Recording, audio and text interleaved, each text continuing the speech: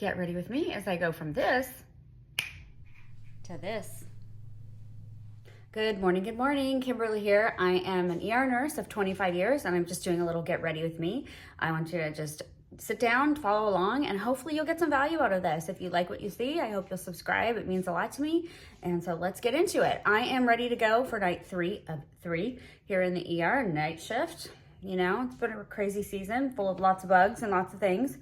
But I just want to keep on. We talked 2 nights now about job loss, which is a really crappy thing, and it's affecting a lot of people right now.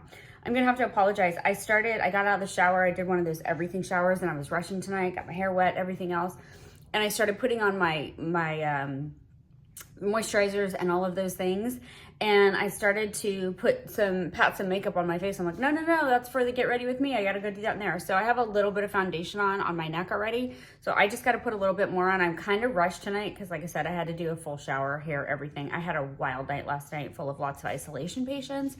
It was a rough go.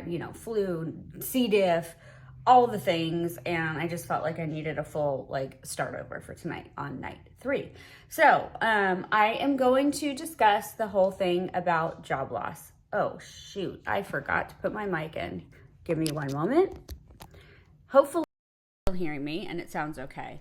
Anyway, I'm not going to start over because I got to get going, but this is a little get ready with me where we are just going to continue on. Maybe we'll talk about this again, but hopefully we don't have to. Something tells me that we're going to be talking about job loss and how it's impacting everyone for quite some time. I know that there are a lot of people who have recently lost their jobs. Ooh, my foundation just came out in a big old blob on my sponge. I got to lop some up back on the thing. I'm going to adjust this really quickly. So, let's talk about resumes. It's really important. And as nurses, it becomes really difficult for us to write our resumes. I know that a lot of people have a hard time with this, and it can be a daunting task. We're not typically writers in the sense of writing out things unless you're in department planning or administration. Writing to promote ourselves can be a really difficult thing. And one of the videos I did a couple nights ago, I was talking about doing a functional, not just a functional, but a chronological CV.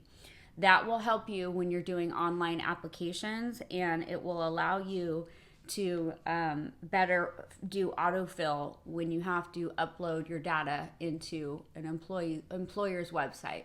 What that means is most job applications today have gone completely digital, okay? So what they're doing is you have to basically fill, instead of them just, doing a quick read on your information, like on your functional resume and getting an interview and then putting in all of the stuff. They want everything up front. They want your licenses. They want to know where you've been, what you've done. They want to hit the highlights and see the whole thing. And then that's what they use to go in and determine your pay too when it comes to pay scales. I gotta adjust a little more so I'm more centered.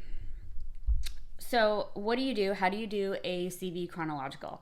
I'm going to say this is a total hack. I'm going to give you the hack on how to do a CV in a format that will allow you to upload it and keep you moving forward quickly in your job search and in doing applications and getting things done. So let me take a sip of my pregame cocktail. Ugh, sometimes I'm like, I just don't want to drink all of it, but I do. It's just a little immunity boost before I go in. Like I said, still seeing a lot of influenza A. Had cases of it last night. I was feeling it on my bridge of my nose and my face. I was in my N95 on part of the night for another respiratory isolation, and I was having I had a dent pushed in on my nose from the metal on the thing that was over my nose. But I'm okay. This is what we do, right? We're here for it. Anyway, hold on. I'm going to go with my Rare Beauty Happy Soul again. And let's give you the hack for how to do your functional, not your functional, but your CV. Okay, I want you to think about how you're going to write this. And, I want to just touch real quickly on the fact that, we have a lot of nurses, and a lot of you are, have come from other places. And we really appreciate a lot of your skills in the sense of I work with a lot of nurses who English are their second language. And when you are writing a resume or doing, written CV stuff, it can be difficult to write and get that information all in when you have, when English is your second language. And I'm not saying anything negative about it. I'm just saying that it can be another hurdle, and it can feel a little bit daunting when you're filling out stuff and writing and getting in to actually writing about yourself and your job. So I'm going to give you the hack too on how to do this, and hopefully it will make it easier. So I want you to think about who, where, why, what, and when. So when you think about those W's, who, what, where, why, and when, it will solidify and kind of like bring this all together in a synergistic way so you can make this, a power-packed statement in a couple of sentences. Okay, who did you work for? Were you working for such and such organization? Da da da da da. So start with the who. Write the name down, put that in first, who.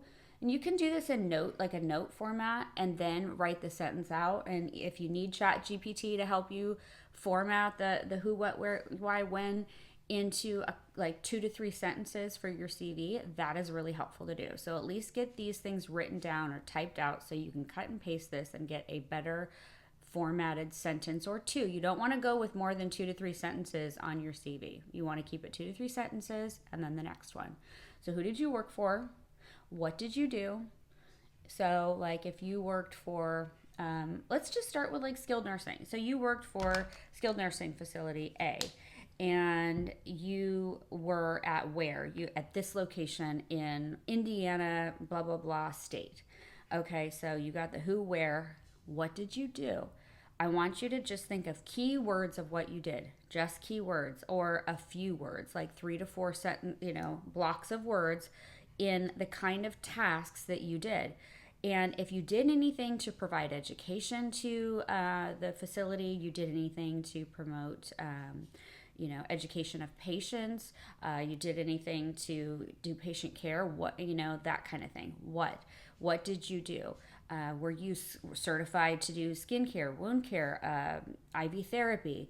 So what were your skills? So you go back into that, the what, okay? We already got into the where, who, what, where.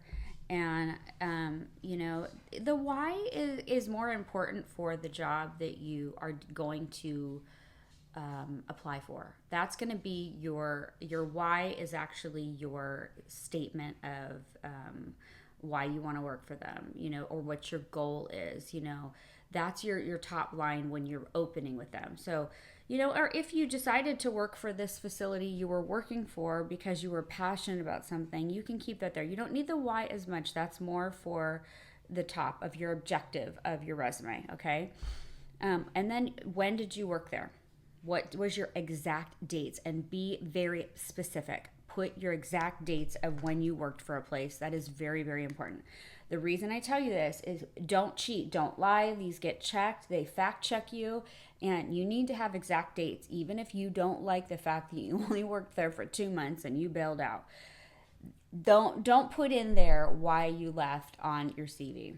It just put the exact dates, and if they ask you about it later, that's something that you can discuss in an interview. And I will, go over that in another time, how to work those information into conversations on answering those questions in an interview. When they say, well, why did you leave there? That kind of thing.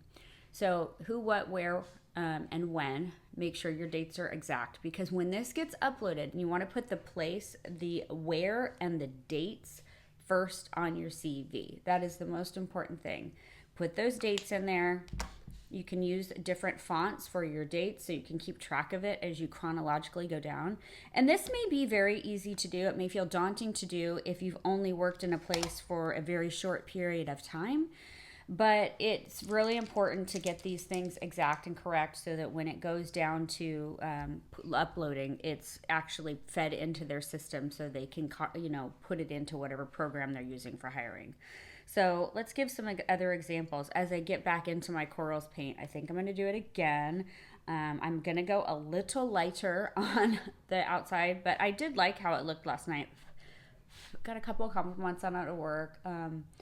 I just want to, feel a little brighter right now. I was feeling, doing some dark shades there for a little bit, and I'm going to try to get this done. I'm not going to go the whole way. I want to leave a little more lightness right on the brow bone. So we're just going in here and cutting down a little bit with it right into the outer edge as I swept it up before. And I'll put some darker right on this tip right here. So let's say you worked for a PACU. You were working for a surgery center or a GI center, and you worked for, GI services from this date to this date, the who and the time, and then the where was it located in the first part of your sentences, and what were your skills. What were your responsibilities and your duties there? And, think about all that, because this is important stuff to think about too, because we forget all the things we do. And if there's any special certifications that were required, or if you ended up getting any special like certificates or licenses that you hold because of that, job, make sure to highlight that in your what did you do there. So if you did pre-op and you circulated cases, and you only circulated, say, like a couple cases, or you circulated EGDs, or you circulated colonoscopies, make sure that you indicate that you circulated those, or conscious sedation. Did you do conscious sedation? Were you part of that crew? Did you do pre-op and post-op? What part of the whole thing were you a part of? So make sure to include whatever duties you had and what parts of the facility you ran or worked in or did. It really helps out in the long run of deciding. I'm going down back in with this brown right here. It really helps with making out that CV, but it also helps you on like your rough draft when you open a document and you're putting all your skills down. This is the part that I found really interesting when I was doing mine, just how much I did do and how much I forget about what I have accomplished and what I have done. And sometimes I have sat back after doing some of these resumes or updating things, and I'm like, dang, I really do a lot. And we don't give ourselves credit for all the things that we do. I am going to take a brush here that doesn't have anything on it, and I'm going to just blend this a little bit right here. And please trust the process. I always say it looks crazy when I'm putting my makeup on, but it gets better, I promise that. So let's say you work in an emergency department. Where do you work? The dates. What do you do? Let's get to that. So sometimes, again, we forget about all the dang things that we do. We do all, the whole lifespan. Do you do maternal child? Do you do neonate? Do you do pediatrics? Do you, or if you don't, just put the things that you do. Do you, there is so much on the checklist of things that when you work in the ER that you have to do, but this is where what you sit down and you go through all those things that you do and the skills that you have, cardiac, STEMI, or is your facility what level trauma center? Do you have a STEMI center? Do you have a stroke center? Do you run those kind of things? Do you do education into your department? Do you do charge duties? Do you do preceptor duties? Do you, there's so many things. So that can be hard to encompass in a CV. It is good to try to get as much as you can in, but remember, you're going to try to keep it into a very small paragraph in your CV. So that's just the highlights, because once you get that uploaded and you get the interview, that's when you get in front of them. That's when you sell yourself. That's when you get the call to have the conversation to see what's next on you getting hired for the job. But I want you to give yourself credit where credit is due, and a lot of people don't do that. I myself included. I don't always do that. I tend to short sell myself and I forget the things that I do. I'm trying to figure out what I'm doing right here. I had kind of a tone last night I saw on it, and I went a little too much on the inner corners with some of the lighter stuff, so I'm gonna try to not get too crazy. And I don't know if you can hear my dryer going in the background, but it is I had to do laundry tonight because tonight is night 3 and I was kind of out of some clothes. I wanted my jackets clean. I've broken a few zippers on some of my favorite jackets I wear all the time, so I'm down to like 2 that I circulate through on a regular basis, and after 2 nights I definitely could not wear them again. I needed them washed. So came home this morning, put a load of laundry in, and did not want to do laundry when I got home from work, but I did. So, you know, we do the things we got to do. That's what I got to say about that. Did laundry, cleaned up some things in the kitchen, did some dishes. I didn't pack my lunch for tonight, which I'm not as prepared right now as I'd like to be. Usually I am way more prepared than this, but you know, sometimes we have a little rough time getting our stuff together. Like right now, I didn't necessarily want to do an everything shower, but I can't go more than 2 days without washing my hair. My hair is very oily. It gets kind of gross, and I just have to make sure that I have clean hair. So I'm gonna have to dry my hair, and my hair is thin and fine. It's long, but I ended up having to I always have to dry it and do the things before I go to work. So I am looking forward to, I'm going back into the taupes, and I'm using this little color here because I'm gonna, instead of dragging the coral over, I'm gonna kind of just do this right here, just a hair, just to give the definition into the bridge of the nose. It connects the eye down to the nose, and it actually is a contouring thing in a little bit of a way. I've got some sinus congestion tonight, and I'm, you know, just, I don't know, allergies or what's going on, but we're working through it. Going back into my shroom, I kind of feel like maybe I shouldn't do shroom, but I am going to just dot it here a little bit.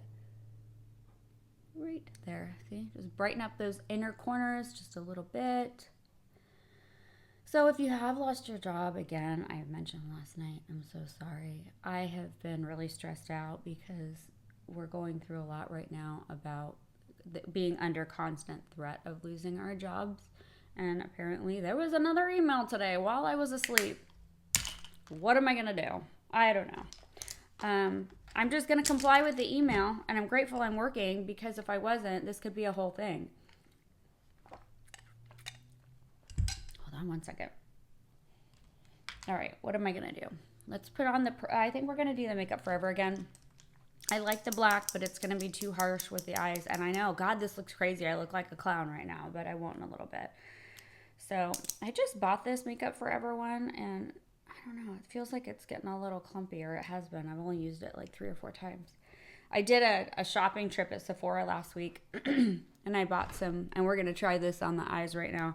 Last night I turned off my camera when I was doing it, and I ended up messing it up more because I was giving myself too much leeway on making it right. So I'm just going to go in, and I'm going to try to do this from afar in the camera. So we're going to go from the inner corner, just a hair here, not too crazy. I hate getting it on my lashes, so I'm really careful. I have to come down. And I always have that wet washcloth here, right over this part of the eyes where it gets a little hairy. So I kind of just take the brush and I tap it, because it's hard to draw a line right here. Okay, so far we're okay. I need a little more, so I'm going to touch the edges of the paint. We're going to go back in, and we're going to do the outside. So I'm going to start where I want it to end, kind of.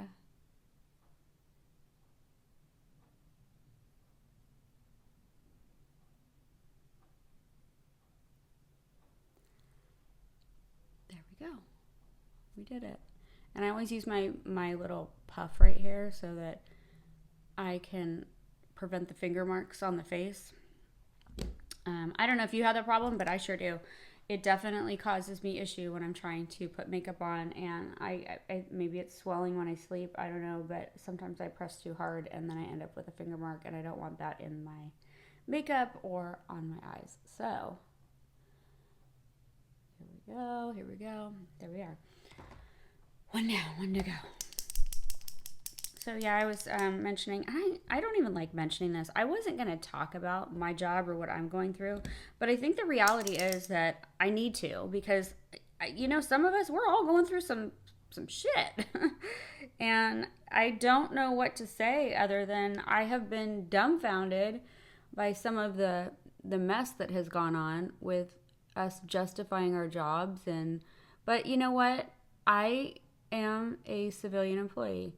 And I am very well aware that I need to justify what I do, I guess, to people who, you know, pay my salary. And that is the bottom line is My salary is paid by tax dollars because I am a civil service worker. And if people have the right to know what my job encompasses. I'm trying not to get offended by the audacity of the way that the emails come off, but I'm aware that I need to say what I gotta say, and I've got to justify it. And if that needs to be on record somewhere, fine. I will say this though, we justify our jobs. Okay, so if you're a federal service worker, especially if you work in what I do, when you get hired, you have to go through, I went through a 6-month onboarding. I've never in my life done that. 6 months of them going through and checking every job, every person, every contact. I mean, the clearance and background that I had to go through was unbelievable. And I was there for it because, look, I didn't have anything to hide. And at the same time, I'm aware that when I'm requesting my pay grade and when they are sending it to committee, which they did, I had to go to an approval process where a committee had to approve it and assign what my pay grade was going to be. And in that alone, that was a justification that went in with my personnel file, which is public information. And it was there because that salary had to be justified. Now, the email that went out today was in the last week, tell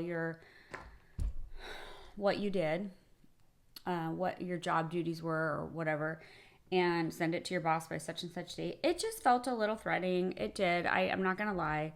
But at the same time, it just didn't feel very professional the way it came off. And for it to be sent at 2 something on a Saturday and with the requirement, I had to go up and do a little more on this one. With the requirement that it had to be in by Monday was very concerning because I will say this, and if anyone is watching my email, or watching my YouTube right now, and is hearing me, 7280 employees work they work 72 hours, okay? We work 3/12s or sometimes 4/12s a week. And our schedules are not always like Saturday, Sunday, Monday, or Monday through Friday. So there needs to be an understanding that we do not have a schedule like that. I might work Tuesday, Wednesday, Thursday, and then we have people who are on, their vacations right now. And one of the things we are not allowed to do is access our email from home. We are not remote workers. Our emails at our job are only accessible through our desktops at work. And so there's going to be a lot of people who don't have access during the time frames that are specified in that email. So it's kind of this whole thing of if you don't return it, you're gonna you can be removed. So I'm concerned on how that's going to work for all of us. In one email they told us we were exempt from the initial terminations because of our work classification and what we do, but at the same time it sounds like we're not exactly exempt. So, it's been this constant up and down of not knowing what's next that's really tough. And I just feel like we got to be ready for anything. And so I'm going in for night 3. I know the email is sitting there. People have all sent it to me from work. It came through people are letting people know via text that they need to get in, go in and respond to the email. And then what? Because that will put people on overtime who aren't scheduled to come in just because they have to respond to an email. I don't know. This whole thing just seems really weird. It's like there's so many different ways that it needs to be looked at. And I guess, we're just along for the ride right now. I am for sure. I worry. I think this has changed things for me. Just so you know a little bit about me, I moved down to where I'm at right now 3 years ago. I have been working in my job for 2 years now, and we have a 2-year probation. So I'm just weeks away from the end of my probation. And I am concerned because I know that we are going to be the first ones to be cut should they just do a massive, chopping. So I was going to buy a house. I was all ready to start house hunting this month. And what I have decided to do is to press pause and not buy a house and wait until this all pans out, because I just need to feel more secure that I'm not going to be losing my job right when I'm in the middle of buying a property or something. That would be terrible. I do have concerns about what all these layoffs mean for the job market in general. I worry that there will be a bit of a recession with some things, with the amount of people that are losing their jobs, not just federal workers, but with other companies that are doing mass layoffs and cutbacks and things like that right now. There is always trickle down effect with these kind of things. And I think you're going to see the job market changing, not just the job market, but the housing market in certain areas that have high clusters of employees who are like federal workers, like Washington, D.C. Certain pockets in California are very, very heavy government and military related, like where I am. And it's not hard to figure out. There's California alone has 155,000 civil service workers, federal employees that work in the state of California. And when you look at a job slashing of a percentage, like 10% of the workforce losing their jobs or more, then you get into, that can create, people panic a little bit. And if you look at I was watching this guy on YouTube the other day. He's a Goldman Sachs employee who looks at housing markets, and he's been reporting on the Washington, D.C. housing market. And it's pretty wild how it's changing so drastically, and new listings are up, from last year, like 126%. So people are definitely dipping out to sell right now in areas where job loss is big. So I'm not going to buy right now. I'm just going to wait, go from there. So this was a pretty short get ready with me. I don't know, 20 something minutes. I got to go dry my hair. How does it look? Does it look crazy? And I'm going to go in for night 3 because, again, I'm here for it. I am all about patient care. 25 years in, I'm still doing it. I'm doing it. All right. If you like this, please subscribe. I can't wait to keep chatting with you. And I want to hear about your stories. What kind of things are you looking at? What are your job searches? What's happening in your world? Have you gone through job loss? Are you worried about job loss? Are you like me, just sitting on the fence with your butt dangling out, waiting for someone to make a boop? Anyway. So I appreciate you listening along. I will be back next time. So thank you for being with me, and I will see you on the flip side.